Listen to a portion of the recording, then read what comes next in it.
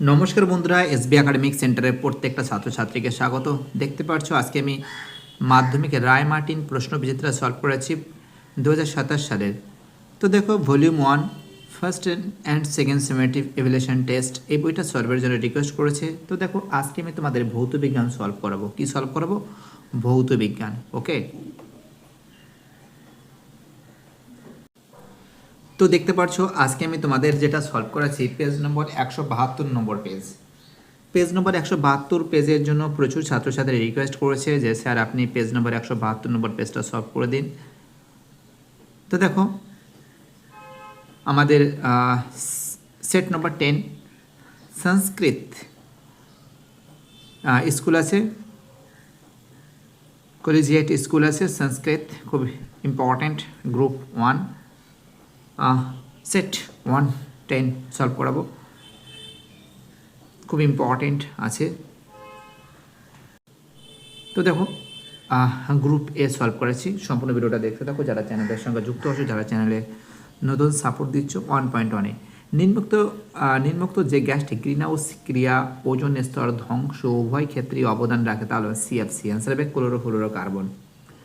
1.2-তে বয়লের সূত্র অনুসারে P B লেখচিত্রের আকার কি? তোমরা জানো সমাপরাবৃত্ত। এটা কোশ্চেনটা কিন্তু ইম্পর্টেন্ট আছে, কোশ্চেনটা কি আছে? ইম্পর্টেন্ট আছে, তোমরা জানো।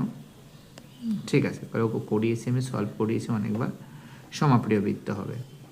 পরের প্রশ্ন 1.3-তে একটি 1.3 প্রশ্নটা কি বলেছে? একটি অবতল দর্পণের বক্রতা ব্যাসার্ধ 20 সেন্টিমিটার হলে ফোকাস দৈর্ঘ্য কত হবে? অর্ধেক হয়ে যাবে, 10 সেন্টিমিটার হবে। কত হবে? 10 সেন্টিমিটার হবে। দেখো, নতুন নতুন যারা সদস্য আছে প্লিজ আমি অনুরোধ করছি আর বসে থেকো না, চ্যানেলটাকে সাবস্ক্রাইব করো, সমস্ত বন্ধুদের মধ্যে শেয়ার করো। তোমাদের এই সাপোর্ট আমার একান্তই কাম্য। ঠিক আছে, বুঝতে পারলে কি বললাম? চলো 1.4-এর প্রশ্ন। নীল কাচের মধ্য দিয়ে তাকালে একটি লাল রঙের ফুলকে যে রং দেখাবে তা হলো কি? অ্যান্সার হবে ডি এর অ্যান্সার কালো। কি দেখাবে? অ্যান্সার হবে ডি এর অ্যান্সার কালো। চলো পরের প্রশ্ন 1.5-এ এক মাধ্যম থেকে অন্য মাধ্যমে প্রতিসরণের সময় আলোর যে ধর্মটি অপরিবর্তিত থাকে তা হলো অ্যান্সার হবে সি এর অ্যান্সার কম্পাঙ্ক। পরের প্রশ্ন 1.6-এ যে মৌলগুলির পারমাণবিক ক্রমাঙ্কের মান 4, 12, 20, 38 তাদের বলা হয় অ্যান্সার হবে ক্ষারীয় মৃত্তিকা ধাতু। অ্যান্সার কি হবে? ক্ষারীয় মৃত্তিকা ধাতু। অ্যান্সার কি হবে? অ্যান্সার হবে ক্ষারীয় মৃত্তিকা ধাতু।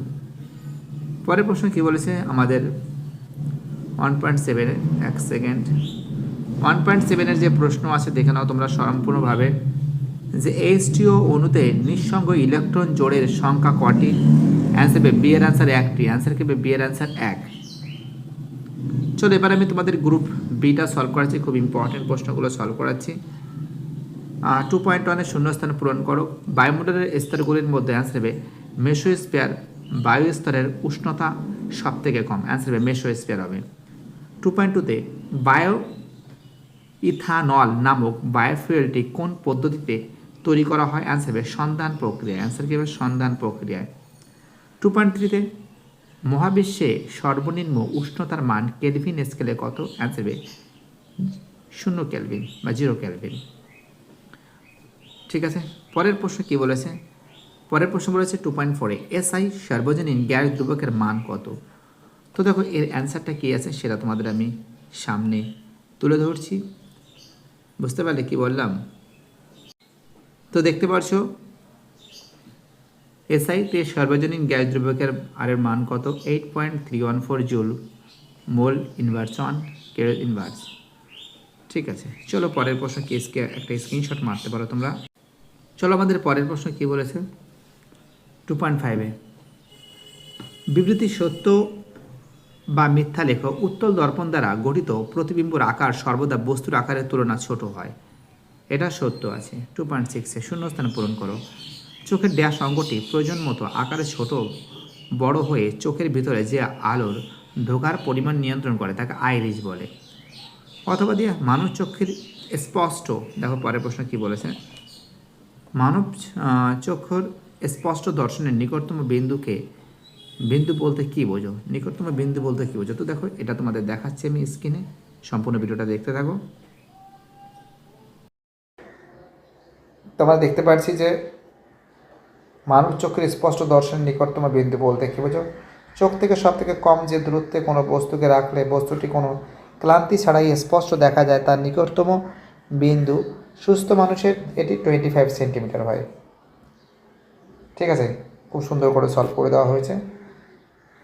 পরের প্রশ্ন কি বলেছে দেখা যাক। দেখো আমাদের পরের প্রশ্ন কি বলেছে। পরের প্রশ্ন বলেছে আমাদের 2.7 প্রশ্ন, দৃশ্যমান আলোক রশ্মির কোন বর্ণের আলোর প্রতিসরণকর মান সব থেকে বেশি আনসার হবে বেগুনি রঙের। 2.8 দীর্ঘ পর্যায় সারণীতে নিউট্রোজেন মৌলগুলির অবস্থান কোন শ্রেণীতে? অ্যান্সার হবে 15 নং শ্রেণীতে। কোন শ্রেণীতে? অ্যান্সার হবে 15 নং শ্রেণীতে। এটা হবে বেগুনি রঙের। বিবৃতি, পরের যে প্রশ্নগুলো আছে আমি বিবৃতিগুলো তোমাদের সামনে তুলে ধরছি। বিবৃতি সত্য না মিথ্যা লেখো। মৌলগুলির মধ্যে ফ্লোরিন ও বীজাণু ধর্ম ক্ষমতা সর্বোচ্চ। এটা সত্য, সত্য আছে। শূন্যস্থান পূরণ করো। ড্যাশ যৌগগুলি ধ্রুবীয় দ্রাবকে প্রভাবিত হয়। অ্যান্সার আয়নীয় বা তড়িৎযোজী যৌগগুলি। ঠিক আছে, শূন্যস্থানে কে লিখবে? আয়নীয় বা তড়িৎযোজী যৌগগুলি। চলো এইবার তোমাদের আমি এই প্রশ্নগুলো দেখাচ্ছি, তুলে ধরেছি। গ্রুপ সি, দেখো গ্রুপ সি আর গ্রুপ ডিটা দেখে নাও সম্পূর্ণরূপে।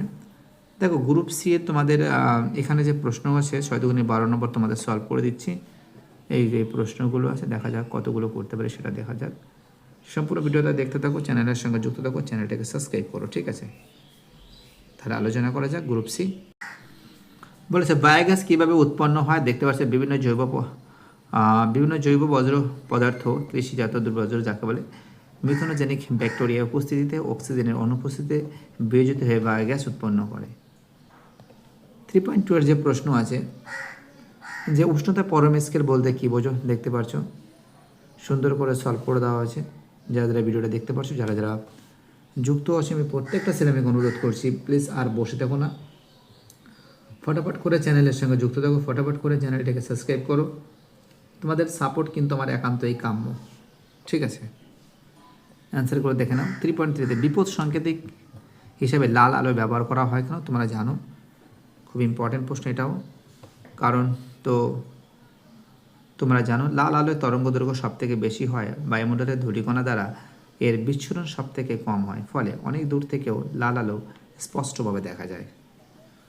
খুব ইম্পর্টেন্ট প্রশ্ন। 3.4 এর প্রশ্ন দেখতে পাচ্ছ তোমরা।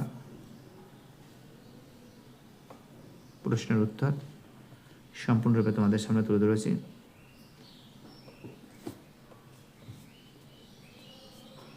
ঠিক আছে, 3.5 প্রশ্নের উত্তর। 3.5টা দেখে নাও।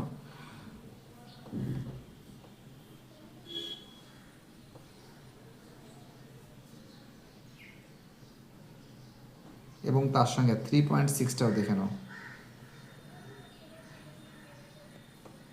তোমরা যদিও বই থেকে পেয়ে যাবে। ভিডিওটি দেখার জন্য সবাইকে অসংখ্য ধন্যবাদ জানাই। যাদের কাছ থেকে প্রচুর সাপোর্ট পেয়েছি, যাদের কাছ থেকে প্রচুর ভালোবাসা পেয়েছি,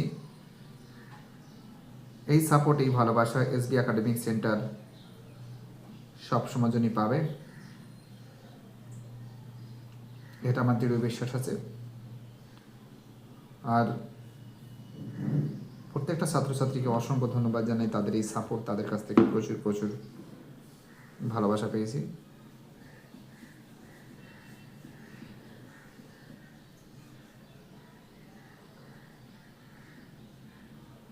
তোমরা আরও অনেক ভিডিও পাবে। বাইরেটা সবাই ভালো থাকবে।